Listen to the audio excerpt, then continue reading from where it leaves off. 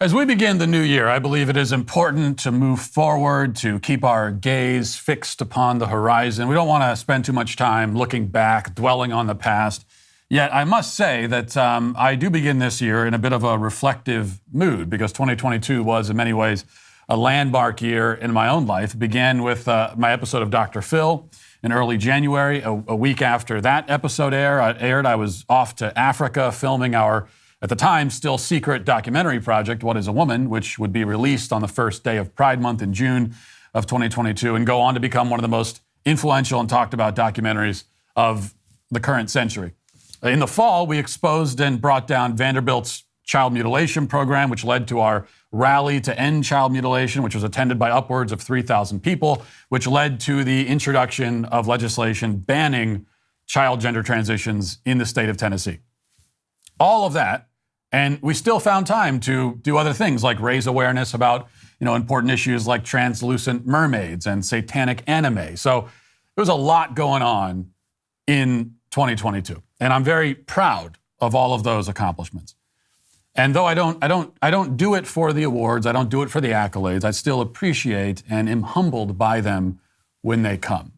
Which is why I must take a moment to thank the prominent left-wing publication, The New Republic, which in the lead up to the new year last week, published a long article awarding me the title and trophy that I think I worked very hard all year to earn.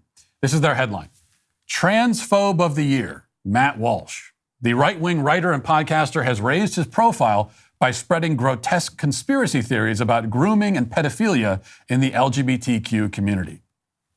Yes, facing stiff competition from the likes of Tucker Carlson and Chris Rufo and Libs of TikTok and others, I was still given the prestigious title of Transphobe of the Year. The writer Indigo Olivier explains why the honor went to me. She writes, quote, "From book bans to bomb threats, 2022 has been characterized by a disturbing rise in right-wing violence brought on by the viral moral panic of very online fearmongers. And the biggest target of this mayhem has been the transgender community.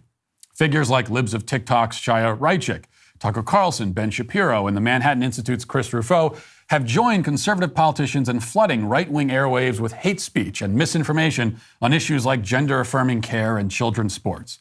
But in a year when Transgender Day of Remembrance was marked by a mass shooting at an LGBTQ nightclub in Colorado Springs, one man stands out from the crowd, Matt Walsh. I've already decided that I want this person to deliver the eulogy at my funeral, which I think she'll be more than happy to do, actually. But we're just getting started. It says, quote, "The Daily Wire columnist and podcast host has made a name for himself by demonizing medical professionals and pushing conspiracy theories about grooming and pedophilia in the LGBTQ community. If the Club Q shooter is a lone wolf attacker, we should consider Walsh the unofficial pack leader." While the bodies were still warm, the host of the Matt Walsh Show would log on to say, quote, "If drag shows are causing this much chaos and violence, why do you insist on continuing to do it? If, according to you, it's like putting people's lives at risk, if the effort to have men cross-dress in front of children is putting people's lives at risk, why are you still doing it?" It's a crowded field, but the New Republic has crowned Walsh 2022's Transphobe of the Year.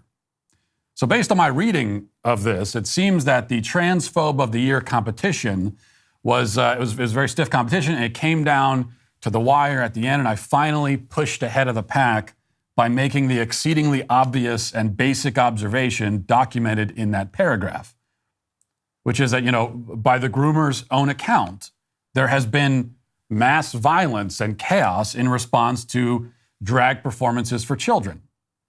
Now, this account is entirely fictional, but that's beside the point. The point is that if it's true that exposing children to drag has caused this violent backlash, then, it stands to reason that one way to stop the violence would be to simply stop sexually harassing children at drag shows.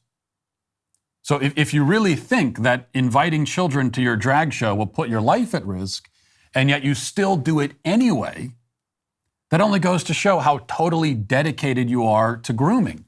You're apparently willing to martyr yourself for the cause, which just makes you all the more deranged. That's the point. Anyway, back to the article with a little bit about my origin story. It says, Walsh launched his fetid career in the same manner as many of the worst of the right-wing swamp, conservative talk radio. Walsh has since gone on to create Johnny the Walrus, an allegorical children's picture book about a boy who pretends to be a walrus. It reached #1 on Amazon's LGBTQ bestsellers list, and the overall bestsellers list, by the way. And What is a Woman, a feature-length documentary on gender ideology. Since his early years in radio, he's gone from a bog-standard shock jock vibe to a preppy fountain of increasingly weird far-right obsessions. Media Matters LGBTQ program director Ari Drennan has followed Walsh's studied transformation, in which he's changed his appearance based on his audience. She said, quote, "Watching his early videos, it's really obvious that he wanted to become famous. Today, Walsh sports a beard and flannels and describes himself as a theocratic fascist on Twitter, where he has 1.2 million followers. He says the title can be interpreted in two ways, literally or as a joke." Yes, the people who are clinging desperately onto my coattails, reporting on my every statement like I'm the Pope issuing infallible proclamations to the faithful, attaching themselves to me like barnacles on the side of a ship, and doing it all for clout, are concerned that I'm the one who is trying too hard to be famous. And in their version of events, I wanted to be famous so much that I grew a beard and wore flannels, because everybody knows that's the first step to fame and fortune. They have it pegged, I have to say. They've got it. I still remember the day a couple of years ago. I'll never forget. I was thumbing through a Bass Pro Shop catalog, dreaming of one day becoming wealthy and renowned, when suddenly my eyes fell on a Carhartt flannel, and I said to myself, yes, this is it. This is the ticket. And the rest is history. Now, I'm not going to read through too much more of this, but the next paragraph I think is worth some attention. It says, quote, "I am literally a theocratic fascist. I do indeed believe that my religious beliefs should be forced on people by the government. And not just the government, but a government headed by me as a dictator," Walsh said in a 2019 video for the Daily Wire, before referencing his recent Twitter tirade against white condiments. Mayo, cream cheese, ricotta, tartar sauce, ranch dressing. In my theocratic fascist dictatorship, all of those condiments will be confiscated, prohibited. And anyone who's caught with contraband, like, say, ranch dressing, will face execution and a $50 fine. Are you in on the joke? Like I said, this guy is deeply weird. Now, I fail to see anything weird about wanting to execute people who use ranch dressing. Ranch dressing tastes like buttermilk mixed with like pool water. Okay, it's disgusting. What else are we supposed to do with ranch dressing users except kill them? I'm open to other solutions, but nobody's offering any. So I've started this conversation. I started it years ago. What do we do about people using ranch dressing? I have one idea. We could kill them all. If you have other brainstorms that you want to throw out there, go ahead and do it. I'm just getting the conversation started is all. Back to the article one more time. It says, this guy is deeply dangerous as well. Walsh's most disturbing narratives have centered on children. In August, after Walsh called for an organized effort against medical facilities that butcher children, Boston Children's Hospital, home to the first pediatric and adolescent transgender health program, received its first bomb threat. Walsh, undeterred by the real-world effect of his fear-mongering, continued to push the claim that the hospital was mutilating children, which I was pushing that claim, by the way, because that's exactly what they were doing. So it's pushing a claim. It's not really, well, it's a claim, but it's a claim of what's actually happening. And so, and it really wasn't a claim at all. Actually, it was more of a like pointing to, see, here's what they're doing, and here are videos of them talking about what they're doing. Anyway, it says, when the hospital received its second bomb threat in early September, Walsh claimed it was a false alarm and a leftist hoax before turning his attention to Vanderbilt University Medical Center's trans health clinic. Walsh is very much against the idea that people should be free to be who they are, so much so that he's led a stochastic terror campaign against the trans community, which he says he plans on personally taking to the street.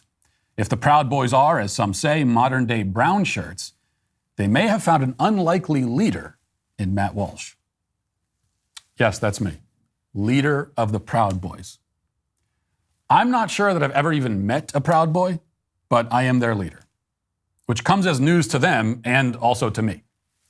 But if you've listened to all of this so far, and you've thought to yourself, well, this isn't fair. I mean, why are they just calling Matt a transphobe? He's also a racist. Don't worry, they make sure to include that accolade at the end. They say, while he reserves the worst hatred for the trans community, Jason Campbell, a senior researcher at Media Matters, says it's important to point out that Matt Walsh is also a racist. He's becoming this champion of white rights. They then make note of my translucent mermaid activism before concluding with this, quote, Walsh is ready to adapt on the fly as various outrages and panics flit from fashionable to played out on the right. Quote, I don't think this moment of anti-trans hysteria is going to last forever, Drennan said. I would not be surprised if whatever the next right-wing moral panic is, we see Matt Walsh once again at the forefront, having conveniently forgotten his fixation on trans people. Perhaps in years to come, he'll find new ways to take home TNR's accolades for scoundrels. Oh, you can count on that. I will find many more ways to upset you in 2023. I guarantee it. No question about it. Except that, if I could just clarify one thing, I am not going to move on from or forget what you call my anti-trans hysteria, quote unquote, until the trans movement has been totally and completely destroyed. That much I can promise you. I want it to be completely laying in ash, in ruin. That's what I want. Now, to that end, we did make major inroads last year. The trans movement was running roughshod over the culture for years with basically no opposition, and that has now changed. And you, on the left, have noticed that, and you're panicking. And you're hoping that we'll be just sort of happy with the battles we've won so far, and then we'll just move on to something else. But your hopes are in vain, because we're out to win the entire war, and we will. So stay tuned. That'll do it for this portion of the show. As we move over to the members block, hope to see you there. If not, talk to you tomorrow. Godspeed.